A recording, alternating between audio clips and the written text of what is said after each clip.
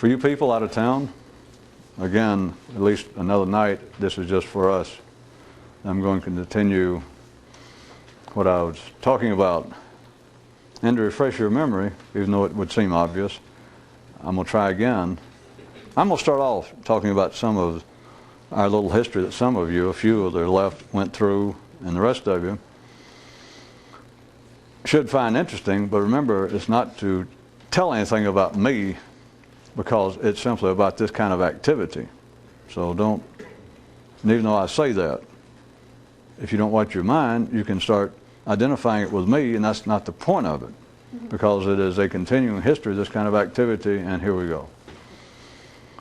Based on the last 2 nights, and people out of town, maybe you'll all be watching it one night. A few people here in Atlanta don't know. Some of the other cities, they get together. Well, I guess I did tell you, didn't I? They'll watch like 3 nights, 3 hours worth a night. I understand, though, in LA they will break for a juice break between tapes.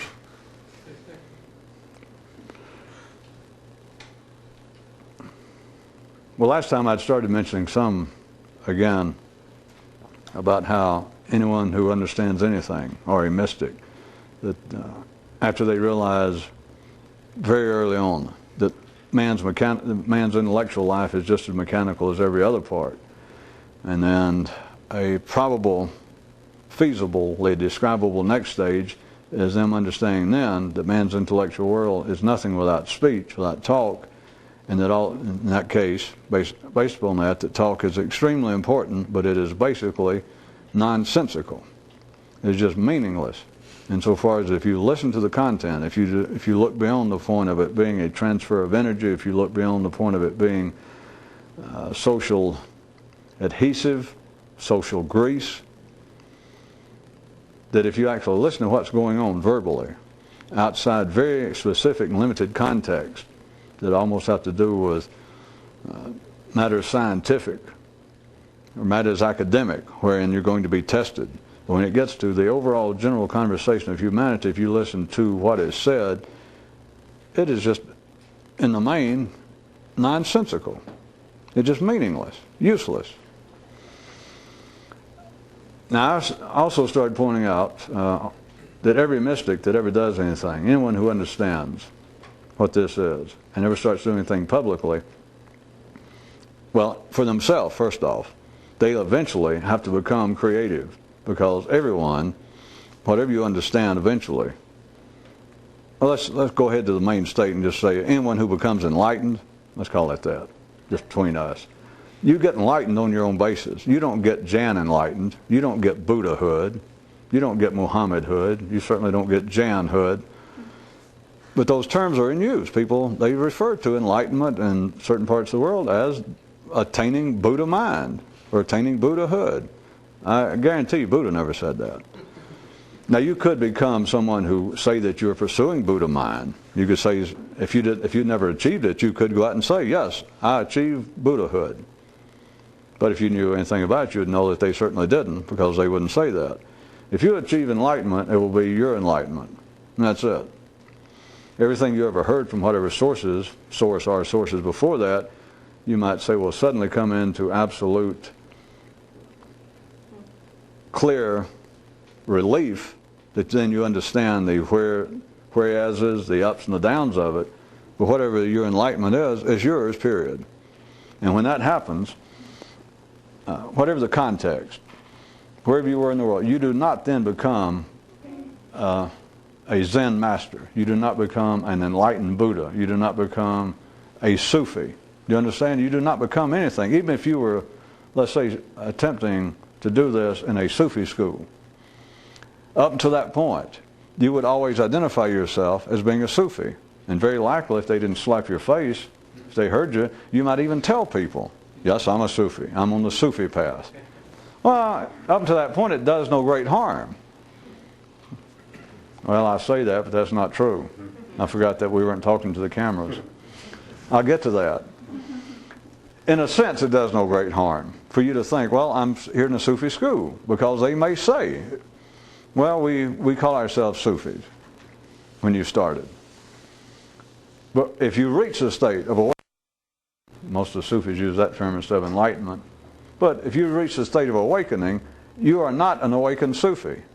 When you reach the state of awakening, you're no longer a Sufi. You understand that?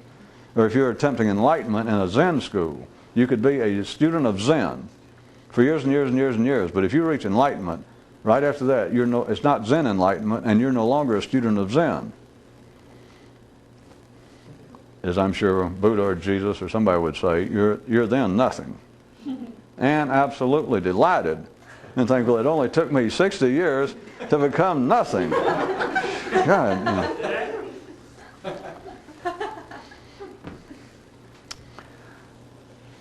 Based on that, one thing I'd brought up when I was giving you, I keep hitting at the tail end of the last 2 nights to try to tell more about what I'd done for the sake, what I've been attempting, and what I'd done for the sake of you realizing how this goes. Each person individually must start all over. That is, a Buddha, I use another part instead of me for the time being. A Buddha, even though he grew up in a Hindu environment and pursued all the Hindu ins and outs, the small cults, the main discipline and theology of Hinduism as much as it existed, that he pursued everything. But after enlightenment, he was not a Hindu. He was not an enlightened Hindu. He was nothing. He had to start, as we say in the atomic bomb dropping business, from ground zero. Well, atomic testing, we no longer dropped them, just testing. He had to start from ground zero. And when I say he had to, he was delighted to. He had no choice. He was no longer anything. When it happens, you'll understand. It's just everything, is, in a sense, is wiped out, which is what religions like to pick up without knowing it, to talk about being reborn in Christianity, for instance.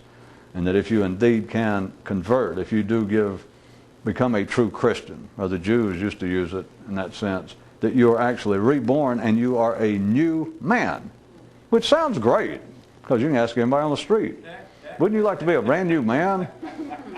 And you're going to be hard-pressed to find somebody go, yes.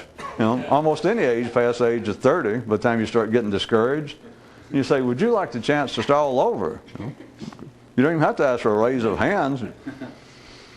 But that is the reality of it, because mentally, consciously, it is as though everything's been wiped out. And obviously, or I'll go ahead and say it, it's not that you forget your past and become some kind of idiot savant. But your consciousness then, it started all over. And I'm not going to describe it much more. It's just that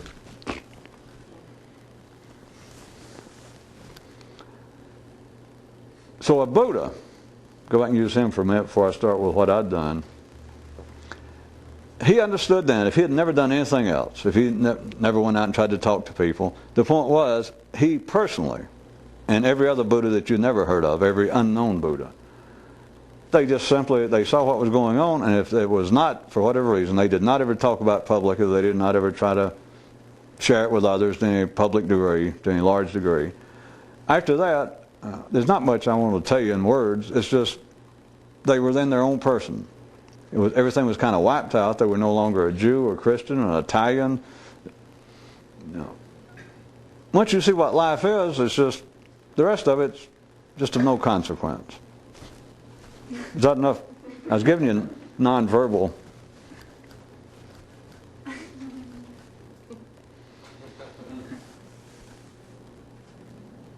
You would never hear of such people.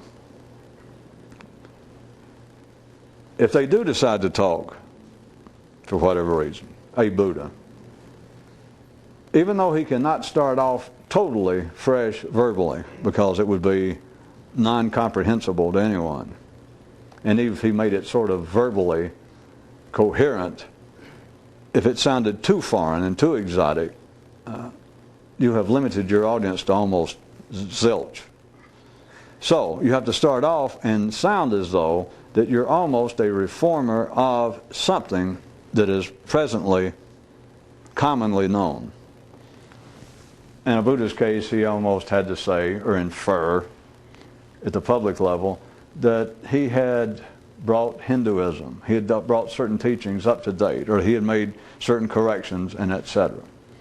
But I assure you the 12, that great figure of Jesus and everybody else having some close-knit group, the original monks, he didn't tell them that.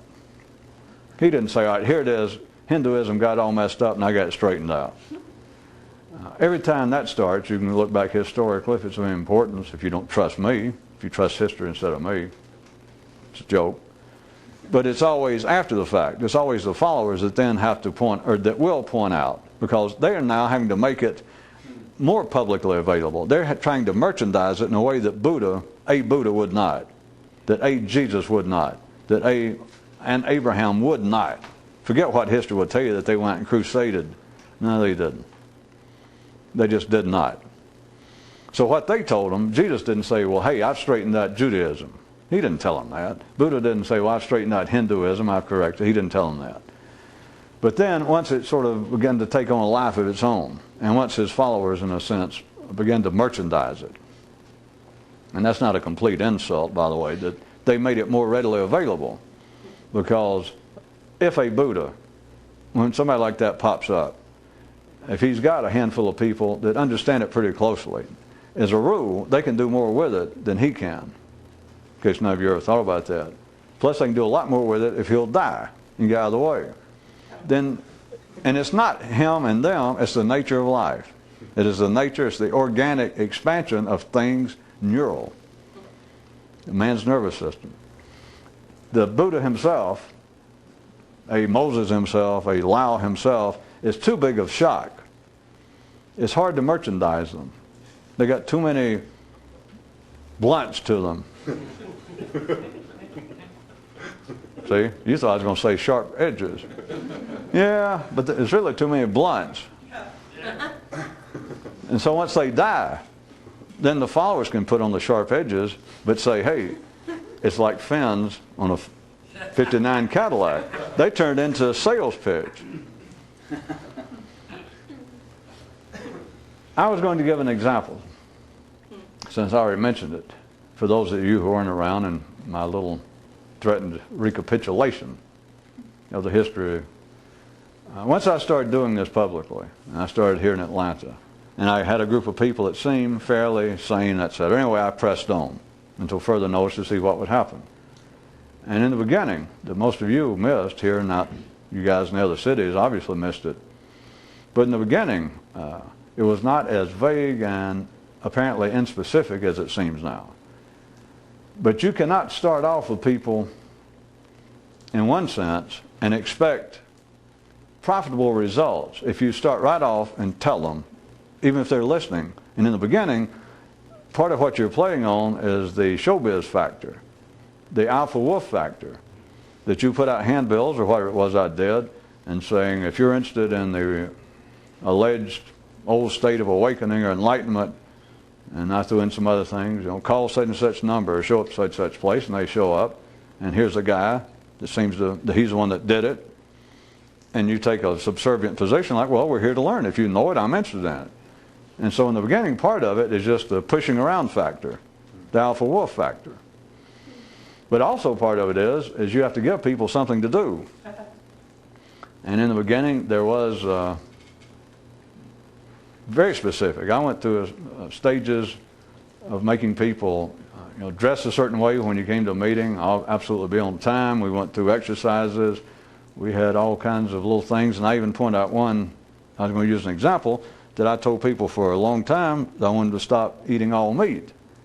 And something I didn't bring up the first night I mentioned this, 2 tapings ago, is I also pointed out, I said, do not ever say the word vegetarian. Do not let anybody know that you're not eating meat. Certainly, if anybody notices that you're not, like your mother or father who you're living with, they notice you quit eating meat, and they say, oh, if you become a vegetarian, deny it. Don't even discuss it, but just say, oh, no. And I said, do not ever even say the word vegetarian, because that wasn't the point. Now, to a degree, everything I ever tried, I never explained it fully.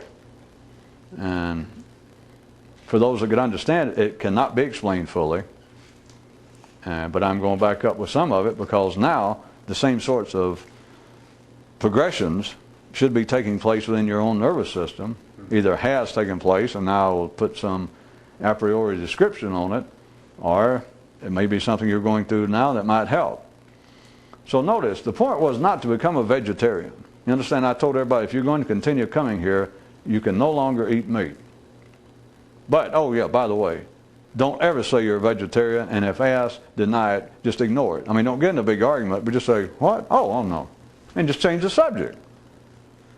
So here it is, assuming that most people that I ever met, well, as we know, almost most people eat meat. So we'll assume as the crowd I had that 99% of them ate meat. So it was a big shock if they were going to follow my instructions, my demands that you must quit eating meat if you're going to continue coming here. And then deny them the privilege to talk about it. That here it is, a great change in their life. Because as soon as I said don't eat meat, I can still remember it, and I could do it now with a crowd of people. And many people's face immediately beamed. And being the great mind reader, I know what it was, that many of them had thought about doing it. And they thought, now finally somebody's going to make me. Or that they had read about it, and if they never actually thought about it, every time they'd read about it, it made them, and they'd always hear it was monks and people out devoting their life to a spiritual quest and giving up meat. And they just, every time they'd read about it, they'd think, they felt favorably toward it. And they just never had a reason to. And I said, all right, by the way, everybody's going to show up from now on, you got to be here at 8 o'clock on time, and etc. And everybody's got to quit eating meat. And many people went, and I said, oh, by the way, you cannot, don't ever say you're a vegetarian. Don't ever, and many people's face almost fell in the other direction. At least they looked very perplexed. And I wanted then, if it would work, because I was just after I'd known these people a night or two, I wanted to jump at the ones that at first went, oh, and they were delighted to hear me say that.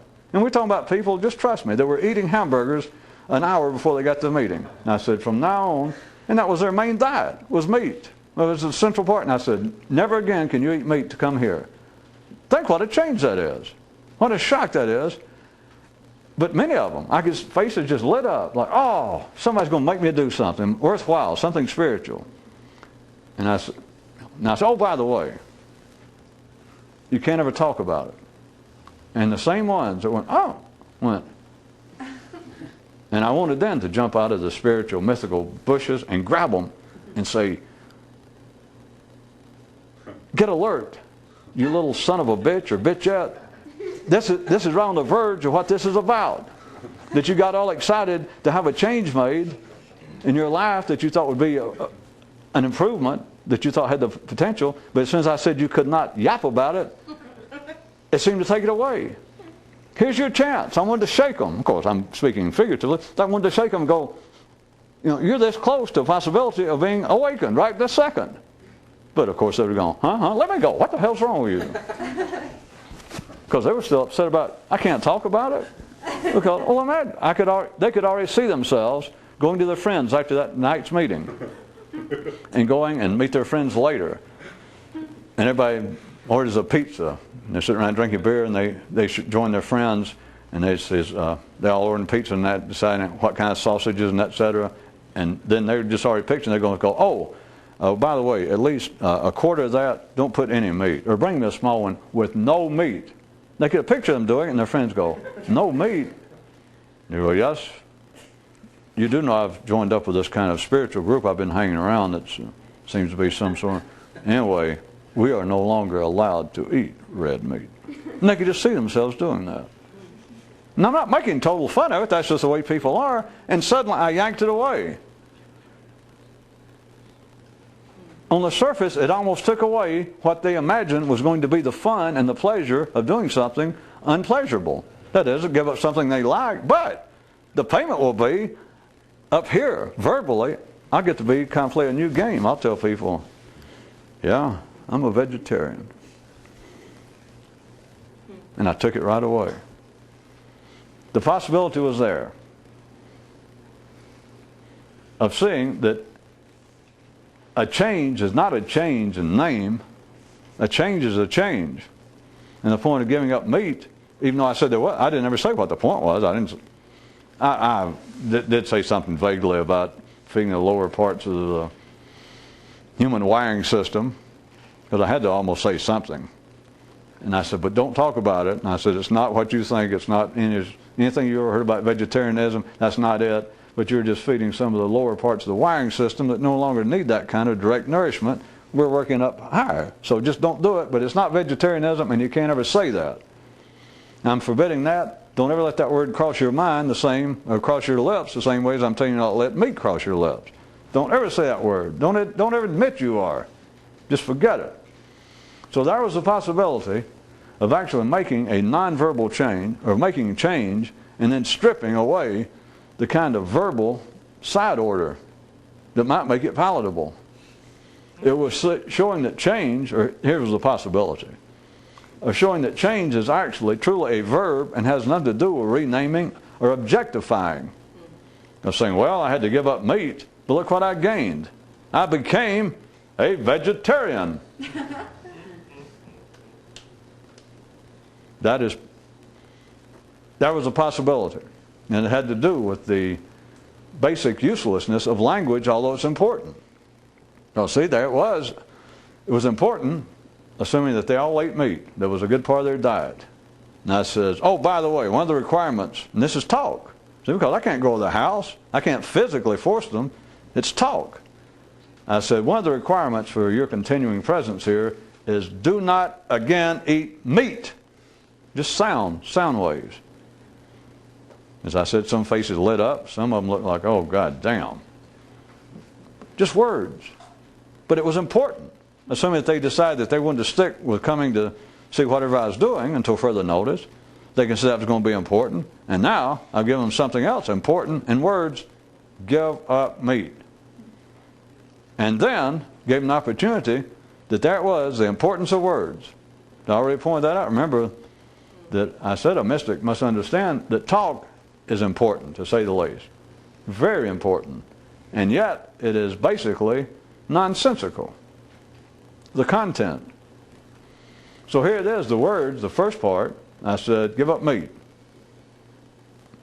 Let's assume that struck everyone who heard it as being of some importance, some significance. Give up meat. And then I took away the other part that I showed, or gave him the opportunity to somewhere along the line think, well, why, what was the purpose of this? Why did he make it a point not only to say no more meat, but then say whatever you do, just as important is do not ever tell anybody in any way. Don't you let anybody know that you actually gave up meat. If anybody really gets pushy, like your mother or somebody, and they just go, you're a vegetarian, you're a vegetarian. I even told them, I said, let them put some meat on your plate. And go, well, I just wasn't in the mood, but if you're going to have a fit over it, put me a slice. Wait till and say, oh, isn't that an eclipse? And then feed it to the dog or put it in your pocket. And then wipe your face. I said, just the point was, don't really let anybody know what you're doing. It's to do something because I'm telling you, words. I'm telling you to do it, okay? But don't let anybody know what you did. There was the opportunity to see that change of any kind. Now, it was not enlightenment giving up meat, because there are people that just give up meat, they think, for health reasons. They're not interested in this kind of activity. But it was that it seemed to be something of some significance, because I brought it up as being one of the requirements, but also in the same breath said, oh, by the way, you can't let anybody know this. That any kind of change, all the way from a change of diet to the ultimate change of what enlightenment is a verb. It's a verb, damn it. That Buddha didn't become Buddha when he became awakened. He became nothing. That's the change. He didn't go, oh, I'm Buddha. Or Confucius or Lao went, oh, I'm Lao. Contraire, in a sense. If somebody had been saying around when Buddha got enlightened, right that second, and somebody, just if I can make this point, someone who had the ability to strongly suspect that something extraordinary had happened. Well, let's say that Buddha, put out waves and emanations, and the ground shook when he suddenly became awakened, and there was one of his buddies standing there and went, oh, wait a minute. It just happened to you, didn't it? See, this is true and untrue. Well, we've kicked around language enough. I'll press on. See, the reason I'm hesitating, I was going to say that Buddha would deny it. But if it was a friend close enough to look around and see it, Buddha would probably went, shook his head, and while shaking his head like, no, he would have winked at him just once. In other words, kind of the same thing I did with vegetarianism and meat. Is somebody said, you finally became the Buddha, didn't you? You go. And give him one chance. Like, no, I ain't no Buddha. You understand, up to that moment, course, he wasn't using the terms then, but he was saying, what I want is enlightenment. What I want is Buddhahood. Been wanting it for whatever it was, 30 or 40 years, and suddenly he got it. Somebody said, you just got it, didn't you? He went, because when you got it, you know, don't tell anybody you're a vegetarian.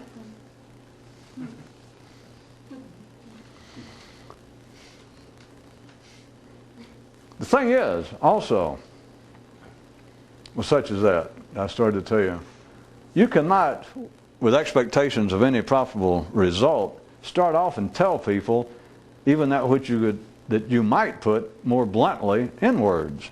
In other words, you cannot start off and expect profitable results by telling people right off the bat that life, their life, man's life in toto is mechanical, and the part that makes man singular is basically just bullshit.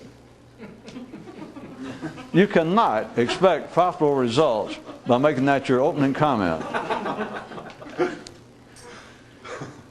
The only way it would have any sort of result, as I was trying to point out to you last time again, was if people took it as criticism, if you had that kind of audience, because as long as they can resist it, as long as they can argue with it, that does not let the air out, and they can press on.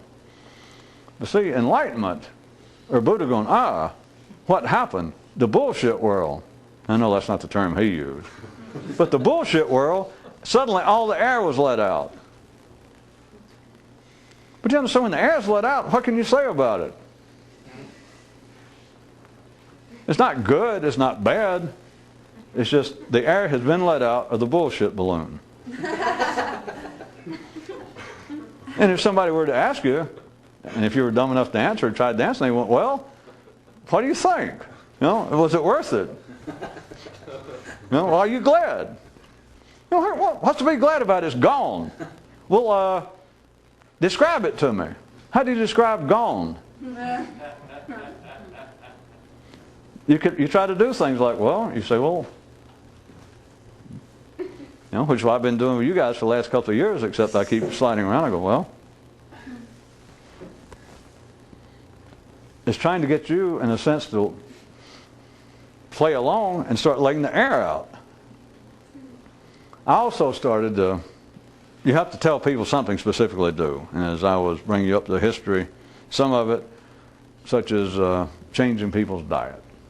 I did start off, and I tried to get people to engage in a form of watching themselves. That's the simplest version.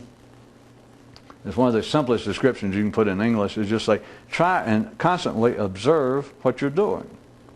Just try it. For no particular reason. Just do it. That has, along with meditation, that has been a constantly used method, approach, discipline toward the Grail. And you can find it every part of the world. There's been some form of it. If you didn't know what you're looking for, oftentimes it takes on verbally, or has taken on verbally after the fact, once it got in the public hands, it has taken on ritualistic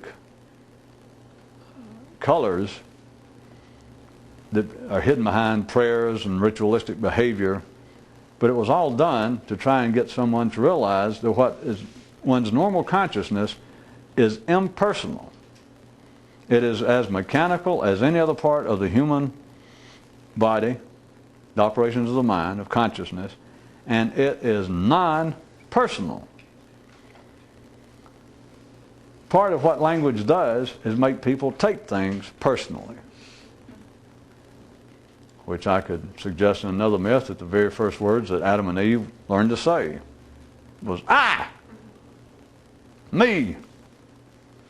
Because if you do not have a position in which you look at life personally, now remember, we're not talking about physical existence, because any sane person looks at that very personally. You don't need words for it. You protect yourself, you feed yourself, you come in out of a hailstorm. You run from hungry tigers. But it's from here up.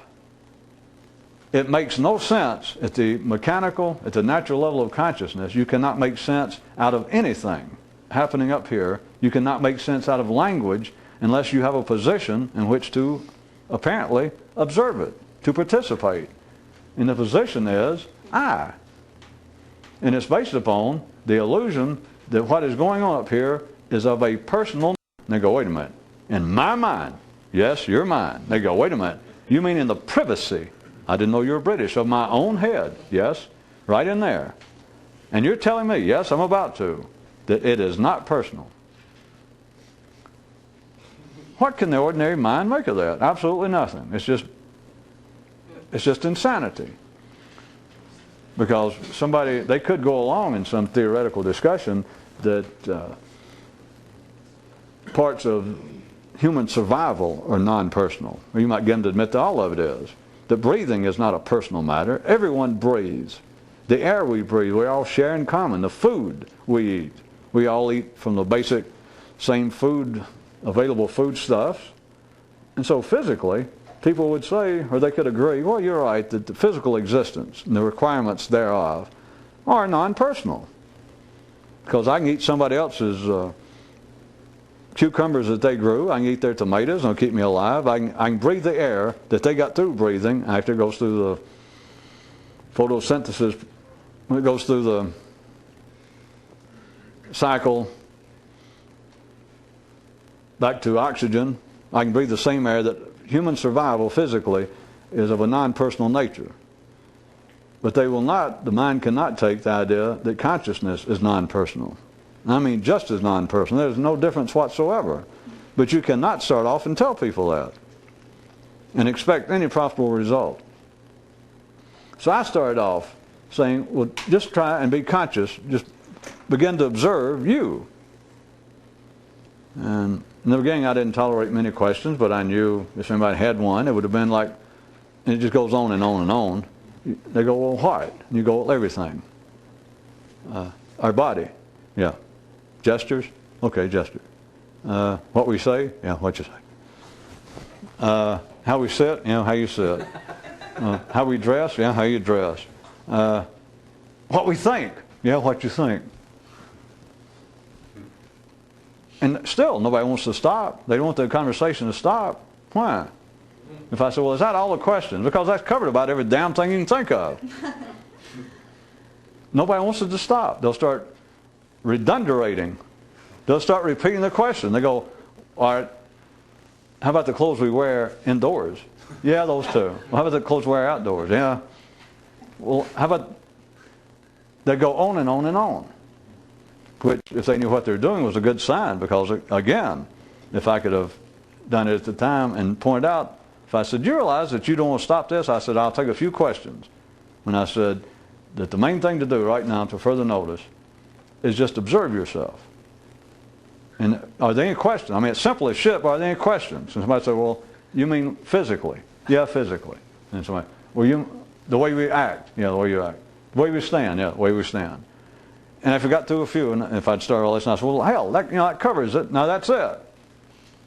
Are there any more? Even after I've insulted, somebody said, well, the way we run. I said the way you walk. Yeah, but the way we run. Okay, the way you run. Are there any more questions? The way we skip. The way we sit. The way we lean. Why is it? And I should have, or I could have, again played that game if it had been profitable, suddenly grabbed everybody and said, listen to yourself. Listen to what life is doing. Do you realize that you don't stop this? You don't want me to say, all right, that's the end for tonight. Just start observing yourself. And when you realize when I asked for questions, you guys asked 8 or 10 questions. You covered every aspect, admirably, of human behavior, of human existence. You finally got around, that would have been the last. They always get around to speech. It always goes through the way I stand, the way I talk, the way or the sound of my voice, not the contents. But it'll go through physical stuff. And it goes, all right, is that it?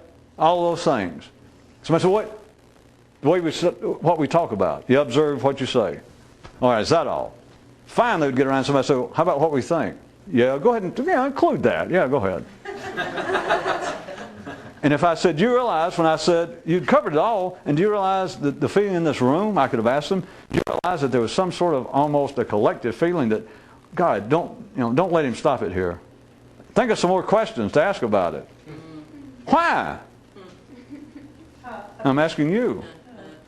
Why is it that nobody wants to just find out? I say, well, that's it. Yeah, but how about, no, that's it. Why is it that no one wants to hear that that's the end of it? That you covered it all?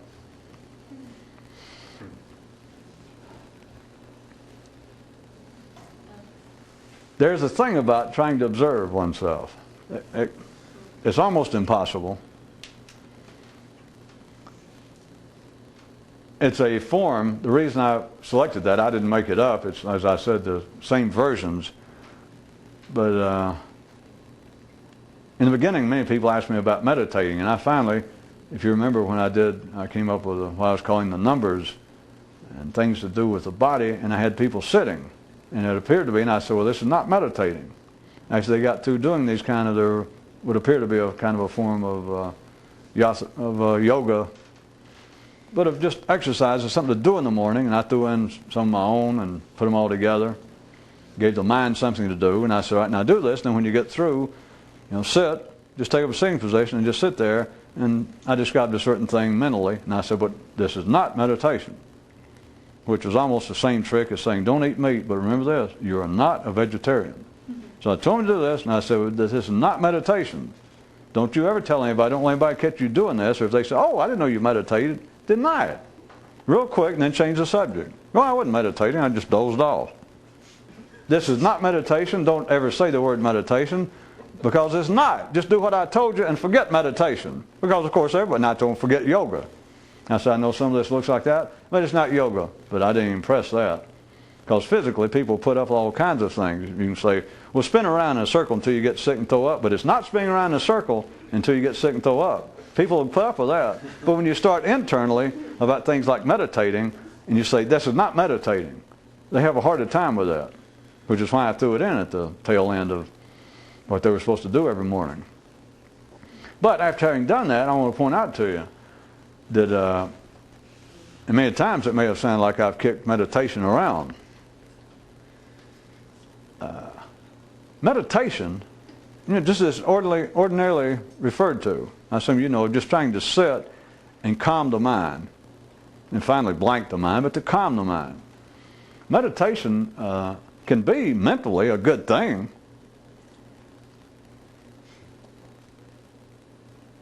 Compared to watching TV, watching movies, compared to letting something else as it's supposed to be, and I'm not picking on those two things specifically, but you can listen to somebody lecture. But you always run the danger that it might not be quite as trashy and as meaningless as TV and movies. It's not going to awaken you, but it is a little bit better.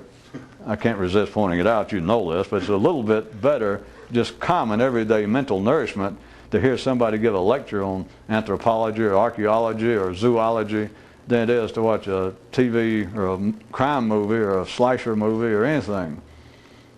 It's not going to wake you up. But at any rate, meditation itself can be mentally be a good thing, but compared to what? Just what I said, compared to what ordinarily triggers your mind anyway, what's it feeding off of, and just movies and TV is an obvious one, or cheap fiction, trashy fiction, just anything that is actually a lowering of consciousness, which anything that's appealing to the baser, the animal instincts of man is lowering of consciousness. With ordinary people it doesn't mean shit. Once you see it, I mean, how much lower can their consciousness be? I mean, somebody going to stand there and say they're about to, their friends say, well, let's go see whatever it is, Friday one of those slasher movies, Freddy Krueger or whatever it is, Friday the 13th, part 13. And the person will say, I don't know. I saw the first 12, but I'm beginning to think that perhaps it may not be good for my psyche. I think I'm going to draw the line at an even dozen. You know, like, the point is, ordinary people, I love the argument that we should clean up TV and movies and get the government in there to straighten it out because it's ruining our children and, holding down their level of intellectual development. Well, how can you tell is the point. Of course, we all know what they mean. It's the same thing as trying to externally make people more conscious, that is, trying to clean up social and economic inequities so that, as I pointed out to you, there's no known, the crime rate among people with PhDs, the crime rate compared to people with less than college educations, the comparison is staggering. And when you get past that, when you get down to those who did not finish elementary school, I don't even know the figures, but let's say it's 100 out of 1,000 commit felonies. Whereas if you're graduates, I don't know, it'd be 1.01 out of 1,000. It's just, you hardly ever see people with PhDs involved in armed robberies, any violent crimes. They are not. So there's your proof. Well, all we got to do is educate everybody. That's the same thing as saying, well, if we cleaned up TV, we wouldn't be so violent if our children didn't see all this. Or men wouldn't be beating up women if we didn't keep Hollywood or New York or some kind of conspiracy putting out all these movies where men knock women around. Of course, they never throw in it, and people line up around the block, men and women, to see it. They always leave that out like, well, it's not their fault. And I know it's nobody's fault, except they are.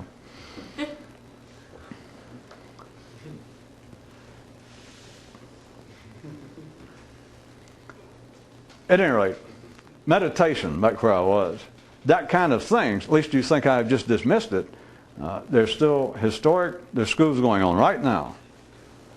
And there are people who attempt to do it, and there are people who speak highly of it, and I know exactly what it is, and et cetera, and et cetera. Meditation, that is a secluded, whether you do it for a living, full time, or whether you go off for a few hours a day, or whenever, that you seclude yourself from the everyday activities, you sit alone, you take up some sort of position that supposedly makes you comfortable, and if you will read whoever's description that improves the breathing, straighten the spine, get in a dark room, you got all this physical stuff to start with. And then it says the point is to calm the mind and then perhaps lead to a certain clarity of mind wherein enlightenment or some great new insight might take place. Yes. I don't actually ridicule it, because it can be good, but compared to what? Compared to what you normally do, which is what I meant by TV and movies. A better way, the way, which is harder to get people doing, it's harder to get them to ever see. I mean, they'll say they'll try to do it, but is closer akin to trying to observe yourself, for instance. Because what is better than meditation, which ends up being vis-a-vis what I'm about to describe, a passive act, is actually trying to be aware of consciousness in the midst of whatever you're doing.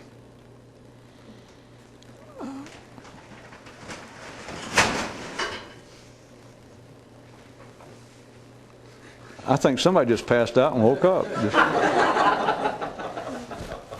Finally got to someone. My God, I see it, and they fell over. I can dig it.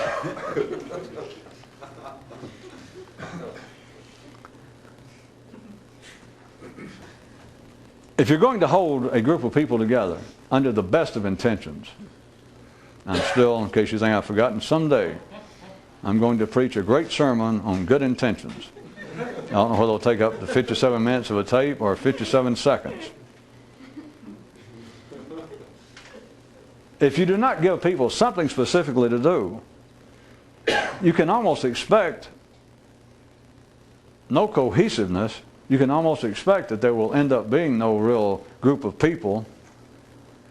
It is one of the reasons, if you want to try and stick all this together again, that if there's any chance of a Buddha or Jesus having some whatever he knew and talked about, to have some widespread effect, it almost has to be that he got to die and get out of the way. And then it has to be made more palatable, and it's not that those that are still left, that is, so-called followers, it's not that they then begin some conspiracy. They just do it naturally from their level, and it will naturally issue from that at a more palatable, a more listenable level. But to start with a Buddha, that he is not trying to do anything to create some sort of new religion or any widespread following. He's trying to find, is there a group of people that actually know enough that I don't have to do a lot of bullshit about this, and if I just get them going a little bit, that they'll go, here and there, they'll go, because that is what a Buddha wants to do. That is what Jesus, that's what anybody knows, that's what you'll want to do. Once you find out, and even if you don't decide that you want to become some sort of public mystic, that you just want to turn around, you want to tell your brother, your sister, your best friend, somebody else, you understand by that point that, what will I tell them?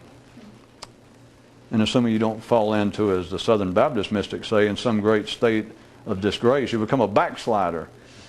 That is, you fall back into sin. That is, you go back to your normal state of dunderheaded consciousness, that you turn around to somebody after you realize, just somebody. You got one or two friends, or an uncle, or your father. You got, God, I got to tell them this.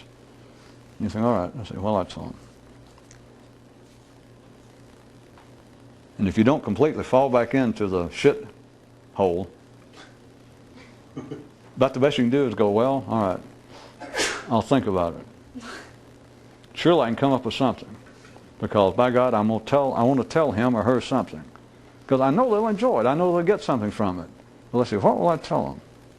And about the best you can do is put it on hold. Like, well, surely, if I've seen this much, if I come this far, something will come to me.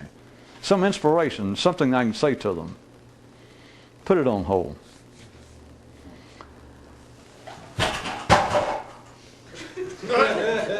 Two in one night. The Holy Spirit has fallen upon us. Thank you, Jesus.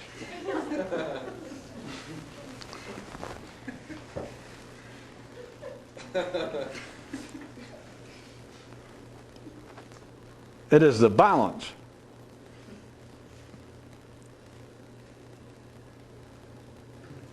It is the difficulty in a non-negative sense, but it is the problem of, are you going to water down something and try to make it more palatable, or are you going to tell somebody something directly?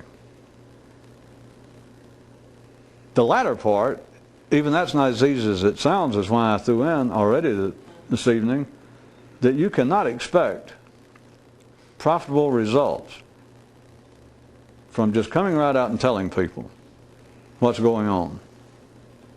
As best you can, as best you can put in words, which, where I put it to you earlier, was you cannot, with any expectation of profitable results, just come right out and tell people that man's life is mechanical and basically bullshit. It will not accomplish anything. And that's about as a quick sentence, a quick thumbnail description. It's the best info that most people would ever hear, if they wanted to hear anything. Because it's not an attack, even though I threw in bullshit. Like I say, man's mental life is basically impertinent, basically meaningless. And a few people, you would think, would hear that because the proof is everywhere. I started trying to point out something to you last time, and I've been doing it indirectly for the last several years of pointing out. But last time I was pointing out how defensive men are of civilization, that is the world of intellect, that singular world of man, and it's for very good reason. Because life cannot hide the fact that this whole thing, they look at it as being fragile. We must protect civilization, that man still has too many uncivilized tendencies. He has too many of his baser emotions still inclined to come forward, that we must always be vigilant, try to improve things. The point is, they understand that's basically bullshit. They understand that we are in great and solemn support. We're all the pillars of society, all the middle class, middle of the road. They're like, not a Samson pulling it down. Who was the Greek that held up the temple? At any rate, that we're up here upholding this mighty thing, and it's an illusion. But we can't let go. You cannot start off even with those with the most promise and tell them that directly. So you're left with having to tell them something to do. And the something to do, the hoped for aim always is that they'll understand finally that it's all meaningless. But you can't start off and tell somebody, you can't tell them this. I'll give it to you another way. You can't tell them that all the problems of man are solvable, for the simple reason that man created them all, which is the same thing once you understand it. But again, it's from up here, it's not from down here, because you did not create or the problems from here down cannot be solved. That's part of the dreams of an afterlife, because from here down there is only one problem, and that's stay alive. Or looked at another way, if you're more of a pessimist, death. There is no cure for death. I mean, if you look at death as a problem, or disease as a problem, there is no solving it. There's a stalling of disease, but there is no solution to death. It's from here up, the singular world of man, that my comment would hold true. That from here up, any problem of man is solvable. You don't need religions. You don't need appeals to outside forces, to gods, to governments, to psychologists. You don't need appeals to anybody. When I say man, let's take it from the collective man to an individual man. Any man's problem is solvable by the man. This, I guess, could pass for a maxim. It wouldn't be very popular. Well, anyway, it could pass for a maxim among ordinary people, because they would hear it one way. They could hear it as, well, you're saying everybody should be self-reliant and not even depend on priests and religion and gods or psychiatrists. Or by God, be a man. And if you got a problem, just snap out of it. Pull yourself up by your bootstraps and other cliches. If you got a drinking problem, don't go join a damn club. Quit drinking. If you got a weight problem, you know, all that. That's not it. See, they missed the whole point. What it means is the whole thing's bullshit. To say that, well, I'll repeat it again. For me to say, well, every man's problem is solvable. Or all of man's problems. But remember, from here down, there is no problem. You just think there is. You know, if you're knight, if you're Sir Chicken of Heart, you got one problem. I'm going to die. Okay. Can you solve it? No. Can anybody solve it? No. So that's not what we're talking about. It's from here up. So I'll repeat the comment. All of man's, and everybody's, but man collectively, all of man's problems are solvable by man. All of these are. Because man created them. Which is kind of just distracting end run at the end of the sentence. But what does it actually say? If you didn't get caught up and think, well, this is a complex... what you're saying is that we should be self-reliant. That any sort of problems that man has, that he has run astray out here in society. They're things that man did it. We don't need to appeal to gods. We know what the problem. We can see poverty. We can see injustice. We can see inequities. Yes, man created this mess. We can see how we polluted the environment. Man created the problems. I agree with you. That's what we should do. That's not what I'm talking about. What it really says is, it's all bullshit. It's an illusion, once you see what it is. It's an important illusion, though. And important doesn't begin to cover it. It is de rigueur. If man did not have this illusionary, bullshit, irrelevant mental life, man would not be man. And this mental life is composed of what? Apparently a never-ending series of problems. But they're all solvable. Not with ordinary people. Because if you solve them with ordinary people, you would have done a non-physical lobotomy on them. You would have shot their is-being wild duck. You would have killed their dreams. You would have killed the flow of energy coming up through the earth, through all of their circuits, getting up to here. You would have killed it constructively. That if you could take people off the bat and say, all right, you're interested in mysticism, all this stuff about Sufis and crap, and they want, yeah, I'm going to tell you what it is. I'm going to tell you what it is. The whole thing about enlightenment and all that is that man's life, the part that can be enlightened from here up, level of, your consciousness. Yeah, that's what I'm trying to get to. That world is as mechanical as rain, as evaporation, as a change of seasons, as your heartbeat, and it's just basically bullshit. That would do no one any good. And if they could hear it, if those words had some intrinsic power, that is, I could throw it on somebody and actually make it have an effect, all I'd have done is kill them constructively. I would have killed them up here. You have to do it on your own. And when you do it on your own, then you've got no such comment as, oh, well, now I see all my life is bullshit. No, you don't see that. You don't ever turn back and curse your life. You might curse one thing, but I'm never going to tell you what it is. Because it's kind of impertinent anyway. You figure it out. But there is nothing to regret. There's nothing to curse. And you don't use the word bullshit. And you don't say, well, my life was impertinent. My life until now was meaningless. Yeah, but so what? It got you this far. You know, you had to do something. Well, what are you going to do?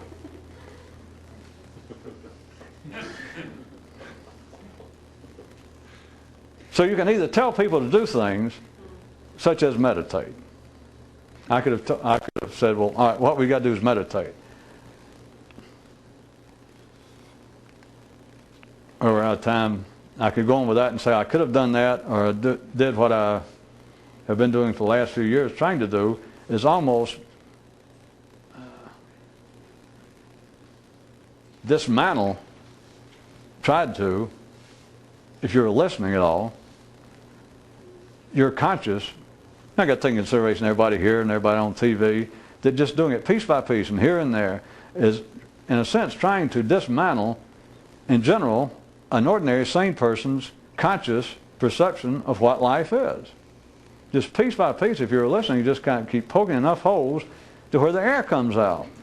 Not for any reason, not to prove a point, but for you to see, because if you can let the air out of this thing, you got to admit, folks, just admit, in theory, to start with, it's kind of questionable. If somebody can tell you the truth, if just the air falls out and Buddha and Jesus and everybody else went, wow.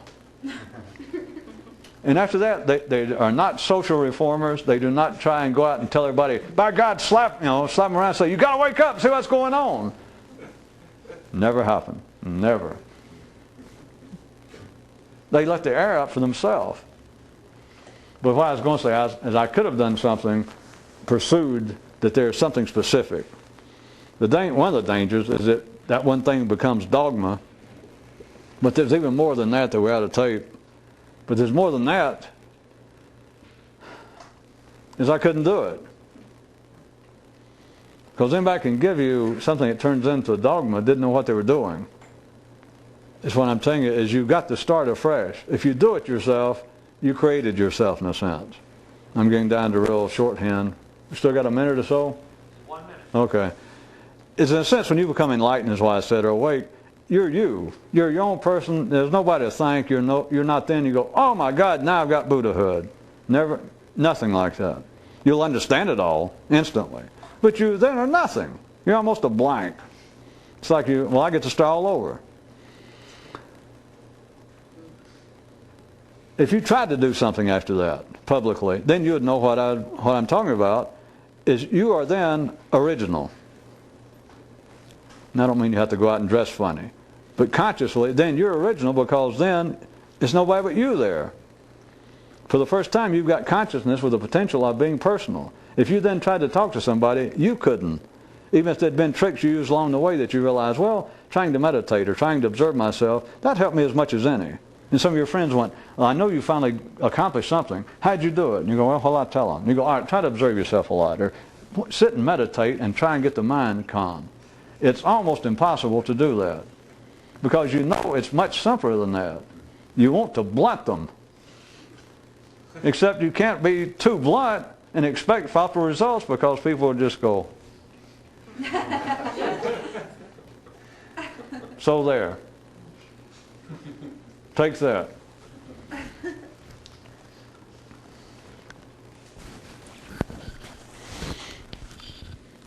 Really, we do need, how about if you